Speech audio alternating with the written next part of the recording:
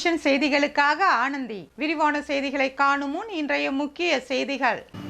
ரூபாய் நோட்டுகளை மாற்றித் தருவதாக மோசடி, 4 பேர் கைது. செல்போன் பேசியபடி வாலிபர் உயிரிழந்த சம்பவம், உணவு மாதிரிகள் ஆய்வகத்திற்கு அனுப்பி வைப்பு. கடற்கரை சாலையில் திரையிடப்பட்ட விண்ணை தாண்டி வருவாயா திரைப்படம் சுற்றுலா பயணிகளை கவர சிறப்பு திட்டம். IPL டிக்கெட் மோசடி, 2 லட்சத்திற்கு மேல் பணத்தை இழந்த புதுவை ரசிகர்கள். ரூபாய் நோட்டுகளை மாற்றி தருவதாக மோசடியில் ஈடுபட்ட 4 பேரை முதலியார்பேட்டை போலீசார் கைது செய்துள்ளனர். புதுவை முதலியார்பேட்டை ஜான்பால் நகரை சேர்ந்தவர் சலீம் ராஜா. இவருக்கு சேலம் சுந்தர் என்பவருடன் பழக்கம் ஏற்பட்டுள்ளதா. இந்நிலையில் சுந்தர் தன்னிடம் புதிய ரூபாய் நோட்டுகளை கொடுத்தால் அரசால் அறிவிக்கப்பட்ட செல்லாது என்று அறிவிக்கப்பட்ட பல மடங்கு பழைய ரூபாய் நோட்டுகளை தருவதாக ஆசை வார்த்தை கூறியுள்ளார். இதற்கு ஆதாரமாக பெட்டி பெட்டியாக இருந்த பழைய ரூபாய் நோட்டுகளை வீடியோவை காண்பித்துள்ளார். இதனை சலீம் ராஜா தனது மகன் பெரோஸிடம் கூறியுள்ளார். மேலும் அவர் புதிய ரூபாய் நோட்டுகளை கொடுத்து அதற்கு பதிலாக பழைய ரூபாய் நோட்டுகளை வாங்கி பின்னர் அவற்றை மாற்றி தங்களது கடன்களை அடைத்து விடலாம் என்று எண்ணியுள்ளார். அதற்கு பெரோஸ் சம்மதம் தெரிவித்தார். இது குறித்து அவரது தோழர்கள் உதயா, சதீஷ், தினகரன் ஆகியோரிடம் அவர் தெரிவித்துள்ளார். அவர்களும் தங்களிடம் உள்ள பணத்தை கொடுத்து பழைய பணம் வாங்க முடிவு செய்து மொத்தமாக 30 லட்சம் ரூபாயை திரட்டி சலீம் ராஜா மூலமாக சுந்தரத்திடம் ஒப்படைத்துள்ளனர். இதனையடுத்து சுந்தரம் அவர்களுக்கு செல்லாத 2 கோடி ரூபாய் தருவதாக கூறியுள்ளார். ஆனால் பணத்தை கொடுக்காமல் இழுத்தடித்து வந்துள்ளார். இது குறித்து முதலியார்பேட்டை போலீசாருக்கு புகார் சென்றது. அதன் அடிப்படையில் ஆய்வாளர் கண்ணன் வழக்கு பதிவு செய்து விசாரணை நடத்தினார்.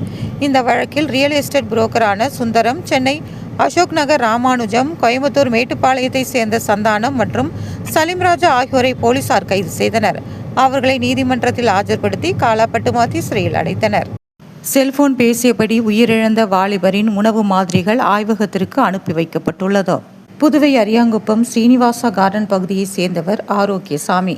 இவரது மகன் அல்போன்ஸ், 31 வயதான இவர் வில்லியனூர் பகுதியில் உள்ள IT நிறுவனம் ஒன்றில் பணியாற்றி வந்தார்.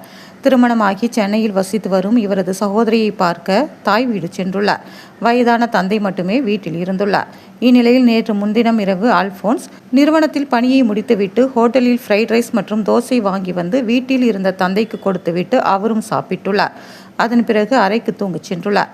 இந்நிலையில் நீண்ட நேரம் ஆகியும் மகன் படுக்கையை விட்டு எழுந்திருக்காததால் அவரது தந்தை அறைக்கு சென்று பார்த்தபோது அல்போன்ஸ் தனது கையை நெஞ்சில் வைத்தபடி மற்றொரு கையில் செல்போனை காதில் வைத்து பேசியவாறு மூக்கில் ரத்தம் அதிகப்படியாக வந்து இறந்து கிடந்தார். இதனால் அதிர்ச்சி அடைந்த அவரது தந்தை ஆரோக்கியசாமி அளித்த புகாரின் பேரில் அரியாங்குப்பம் போலீசார் வழக்கு பதிவு செய்து அவரது உடலை கைப்பற்றி பிரேத பரிசோதனைக்காக கதிரிகாமம் அரசு மருத்துவமனைக்கு அனுப்பி வைத்தனர். அங்கு பிரேத பரிசோதனையில் அவர் மாரடைப்பில் மரணம் அடைந்ததாக மருத்துவர்கள் தெரிவித்துள்ளனர். இரவு சாப்பிட்ட உணவு மாதிரிகளை சேகரித்து ஆய்வகத்திற்கும் பரிசோதனைக்காக போலீசார் அனுப்பி வைத்துள்ளனர். பரிசோதனை முடிவு வரும் பட்சத்திலேயே அவர் மாரடைப்பால் உயிரிழந்தாரா அல்லது தவறான உணவு உட்கொண்டதால் மாரடைப்பு ஏற்பட்டதா என்பது குறித்து தெரிய வரும். இது குறித்து காவல்துறையினர் பல்வேறு கோணங்களில் வழக்கு பதிவு செய்து விசாரணை நடத்தி வருகின்றனர். கடற்கரை சாலையில் திரையிடப்பட்ட விண்ணை தாண்டி வருவாய திரைப்படத்தை ஏராளமான சுற்றுலா பயணிகள் கண்டு ரசித்தனர். புதுச்சேரிக்கு வார இறுதி நாட்களில் பல்வேறு நாடுகள் மற்றும் மாநிலங்களில் இருந்து ஆயிரக்கணக்கானோர் படையெடுத்து புதுச்சேரியின் அழகையும் பிரசித்தி பெற்ற சுற்றுலா தலங்களையும் ரசித்து வருகின்றனர். புதுச்சேரி அரசு சார்பில் சுற்றுலா பயணிகளை மேலும் ஈர்க்கும் வகையில் பல்வேறு வசதிகளும் மேற்கொள்ளப்பட்டு வருகிறது. குறிப்பாக கடற்கரை பகுதியில் பாராசூட் சாகசம், படகு சவாரி, நகர பகுதிகளில் பேட்டரி கார் பயணம், பாரம்பரிய ரிக்ஷா சைக்கிள் பயணம், ஹாப்பி ஸ்ட்ரீட், வண்ணமயமான வான வேடிக்கைகள் மற்றும் கலை நிகழ்ச்சிகள் நடத்தப்பட்டு வருகிறதா. அந்த வகையில் புதுச்சேரிக்கு வரும் சுற்றுலா பயணிகளின் எண்ணிக்கையை அதிகரிக்க வார இறுதி நாட்களில் மக்கள் கூடும் கடற்கரை சாலையில் திரைப்படம் திரையிட முடிவு செய்யப்பட்டுள்ளது. அதன்படி புதுச்சேரி கடற்கரை சாலை காந்தி சிலை அருகே பெரிய திரை அமைக்கப்பட்டு சிம்பு, த்ரிஷா நடித்த விண்ணை தாண்டி வருவாயா திரைப்படம் திரையிடப்பட்டது. இந்த திரைப்படத்தை புதுச்சேரி மற்றும் பல்வேறு மாநிலங்களில் இருந்தும் புதுச்சேரியில் குவிந்துள்ள சுற்றுலா பயணிகள் ஆயிரக்கணக்கானோர் கண்டு ரசித்தனர். திரைப்படம் பார்த்த சுற்றுலா பயணிகளுக்கு சிம்பு ரசிகர் மன்றம் சார்பில் தண்ணீர் பாட்டில்கள் வழங்கப்பட்டதா. நிகழ்ச்சிக்கான ஏற்பாடுகளை புதுச்சேரி அரசின் சுற்றுலாத்துறை செய்து வந்தது. IPL கிரிக்கெட் டிக்கெட் மோசடியில் 2 லட்சத்திற்கும் மேற்பட்ட பணத்தை புதுச்சேரி வாலிபர்கள் இழந்தது தெரிய வந்துள்ளது. ரசிகர்கள் மிகவும் எதிர்பார்த்து கொண்டிருக்கும் IPL கிரிக்கெட் போட்டி வருகின்ற மார்ச் 22ஆம் தேதி முதல் நடைபெற உள்ளது. இதன் டிக்கெட் முன்பதிவு துவங்காத நிலையில் தற்போது சென்னை சூப்பர் கிங்ஸ் மற்றும் மும்பை இந்தியன்ஸ் மோதும் டிக்கெட் மற்றும் அனைத்து அணிகள் மோதும் டிக்கெட்டுகள் முன்பதிவு செய்வதற்காக இணையவழி குற்றவாளிகள் போலியாக லிங்கை உருவாக்கி அதனை சமூக வலைதளங்களில் பரப்பி வருகின்றனர். இதனை நம்பிய புதுச்சேரி வில்லியனூர் பாண்டிநகரை சேர்ந்த அரவிந்தன் மற்றும் முத்தியால்பேட்டை பகுதியை சேர்ந்த விஜயகுமார் மற்றும் 10க்கும் மேற்பட்டோர் போலியான லிங்கை உண்மையானது என நம்பி சென்னை சூப்பர் கிங்ஸ் மற்றும் மும்பை இந்தியன்ஸ் மோதும் போட்டிக்கான டிக்கெட் மற்றும் மற்ற அணிகள் மோதும் டிக்கெட்டை முன்பதிவு செய்துள்ளனர். முன்பதிவு கட்டணத்தை ஆன்லைன் செயலி மூலம் செலுத்திய பிறகு போலியான டிக்கெட் வந்துள்ளது. இதனை கண்டு அதிர்ச்சி அடைந்தவர்கள் இந்த செயலியை மீண்டும் பயன்படுத்தி மோசடிக்காரர்களை தொடர்பு கொள்ள முயற்சி செய்துள்ளனர். ஆனால் முடியவில்லை. அப்போதுதான் இந்த லிங்க் போலியானது என்று தெரிய வந்துள்ளது. பணத்தை இழந்தவர்கள் சைபர் கிரைம் காவல் நிலையத்தில் புகார் அளித்துள்ளனர். அதன் அடிப்படையில் போலீசார் வழக்கு பதிவு செய்து விசாரணை நடத்தி வருகின்றனர். IPL டிக்கெட் மோசடி லிங்கை பயன்படுத்தியதில் புதுச்சேரியில் மட்டும் சுமார் 2 லட்சத்திற்கும் மேல் கிரிக்கெட் ரசிகர்கள் பணத்தை இழந்துள்ளதாக இணையவழி போலீசார் தெரிவித்துள்ளனர். கடலில் குளித்த பள்ளி மாணவர் உயிரிழந்த சம்பவம் சோகத்தை ஏற்படுத்தியுள்ளது.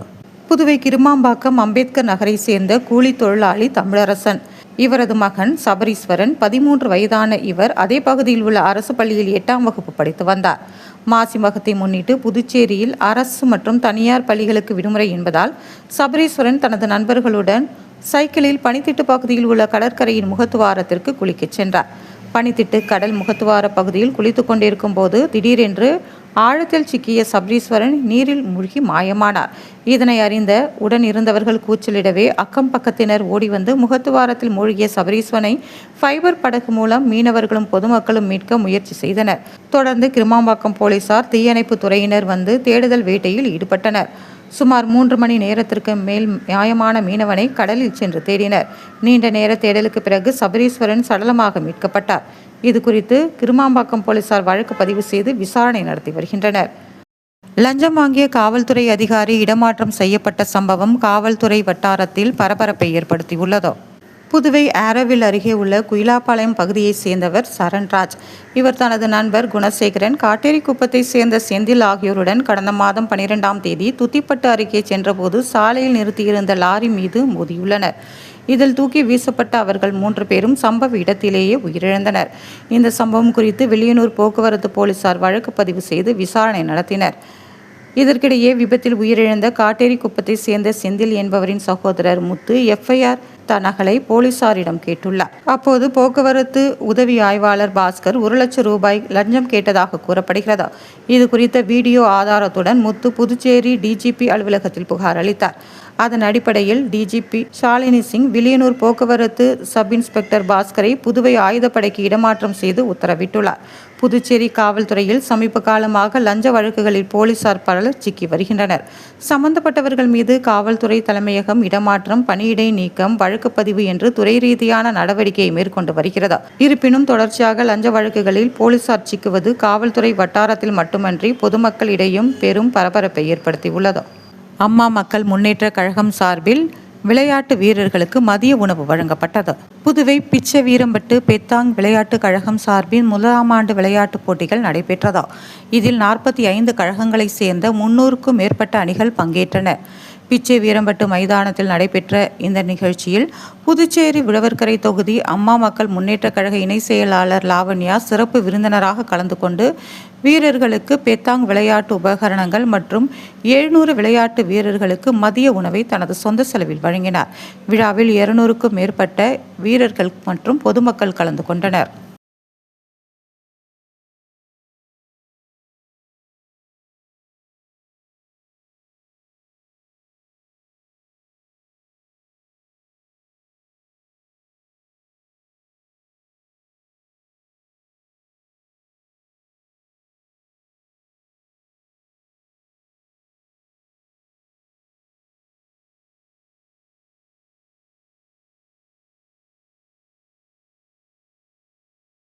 100 அடி சாலை ரயில்வே மேம்பாலத்தில் சுரங்கப்பாதை திறப்பு விழா ஏராளமானோர் கலந்து கொண்டனர். புதுச்சேரி அரசு பொதுப்பணித்துறை மூலம் புதுச்சேரி 100 அடி சாலை ரயில்வே மேம்பாலத்தில் ரயில்வே இரும்பு பாதைக்கு கீழ் இருசக்கர வாகனம் செல்லும் வகையில் சுரங்கப்பாதை அமைக்கப்பட்டுள்ளது. அதன் திறப்பு விழா நடைபெற்றது. முதலமைச்சர் ரங்கசாமி தலைமை தாங்கி சுரங்கப்பாதையை திறந்து வைத்து பொதுமக்களின் பயன்பாட்டிற்கு அர்ப்பணித்தார். இந்நிகழ்ச்சியில் சபாநாயகர் செல்வம், பொதுப்பணித்துறை அமைச்சர் லட்சுமி நாராயணன், சட்டமன்ற உறுப்பினர் சம்பத், பொதுப்பணித்துறை தலைமை பொறியாளர் தீனதயாளன், கண்காணிப்பு பொறியாளர் வீரசெல்வம், செயற்பொறியாளர் ராதாகிருஷ்ணன், உதவி பொறியாளர் ஆறுமுகம், இளநிலை பொறியாளர் கோபிநாத் உள்ளிட்ட பலர் கலந்து கொண்டனர். புதுவை மாநில காங்கிரஸ் மகளிரணி தலைவியாக நிஷா பதவியேற்றுக் கொண்டார். புதுச்சேரி மகளிர் காங்கிரஸ் தலைவியாக நிஷா நியமிக்கப்பட்டுள்ளார். இதனிடையே நிஷாவின் பதவியேற்பு விழா, மகளிர் தின விழா மற்றும் பெண்களுக்கு 33% இடஒதுக்கீட்டை உடனடியாக அமல்படுத்த கோரிய கருத்தரங்கம் ஆகிய முப்பெரும் விழா கம்பன் கலையரங்கில் நடைபெற்றது. மகளிர் காங்கிரஸ் தலைவர் நிஷா வரவேற்புரையாற்றினார். அகில இந்திய மகளிர் காங்கிரஸ் அல்கா லம்பா சிறப்பு அழைப்பாளராக கலந்து கொண்டார். வைத்திலிங்கம் எம்பி, முன்னாள் முதலமைச்சர் நாராயணசாமி, இந்திய காங்கிரஸ் கமிட்டியின் பொதுச் செயலாளர் கிரிஷ் சோடங்கி, சூரஜ் ஹெக்டர், புதுச்சேரி காங்கிரசின் முன்னாள் தலைவர் ஏவி சுப்பிரமணியம், முன்னாள் அமைச்சர் கந்தசாமி, ஒருங்கிணைப்பாளர் தேவதாஸ், துணைத் தலைவர் தமிழரசி, பொதுச் செயலாளர் சந்திரிகா உள்ளிட்ட பலர் இந்நிகழ்ச்சியில் கலந்து கொண்டனர்.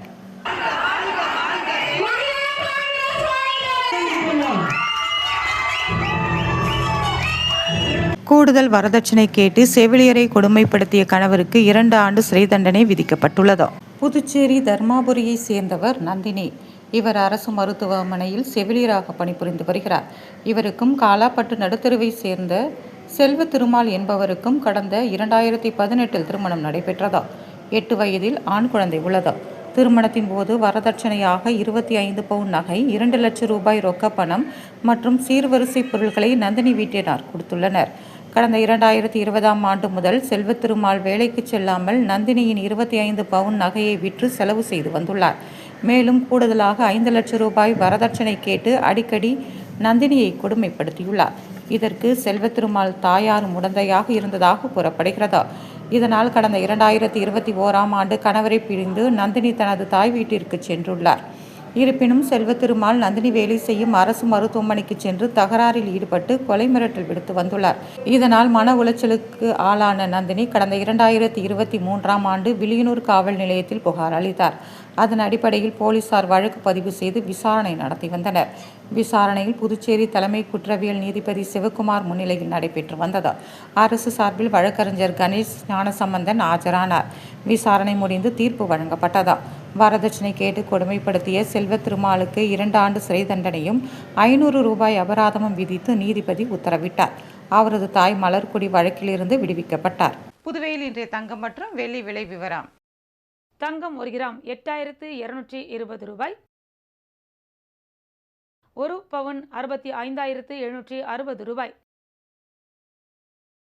வெள்ளி 10 கிராம் 1090 ரூபாய். மீண்டும் இன்றைய முக்கிய செய்திகள். ரூபாய் நோட்டுகளை மாற்றித் தருவதாக மோசடி, 4 பேர் கைது. செல்போன் பேசியபடி வாலிபர் உயிரிழந்த சம்பவம், உணவு மாதிரிகள் ஆய்வகத்திற்கு அனுப்பி வைப்பு. கடற்கரை சாலையில் திரையிடப்பட்ட விண்ணை தாண்டி வருவாயா திரைப்படம் சுற்றுலா பயணிகளை கவர சிறப்பு திட்டம். IPL டிக்கெட் மோசடி, 2 லட்சத்திற்கு மேல் பணத்தை இழந்த புதுவை ரசிகர்கள். இத்துடன் செய்திகள் நிறைவு பெறுகிறது. வணக்கம்.